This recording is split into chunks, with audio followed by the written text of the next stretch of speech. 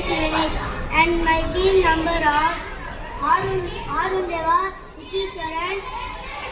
Today we are presenting our project automatic water dispenser where water comes automatically when we keep our hand near the sensor.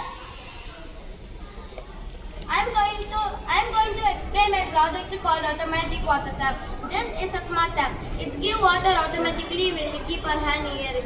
In this project, we use battery, wire, sensor, motor, and tap.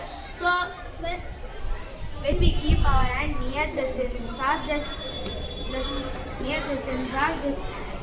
when we keep our hand near the sensor feels our hand and water comes. When we remove, water opens the tap and water comes.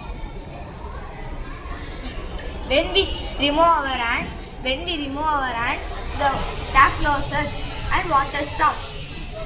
This project helps to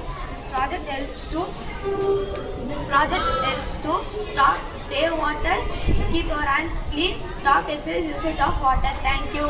What's the difference between the automatic tap and manual tap? So when we wash our hand and then accidentally may not close, but when we come to the automatic tap not connected. So when we keep our hand near the sensor detects our hand.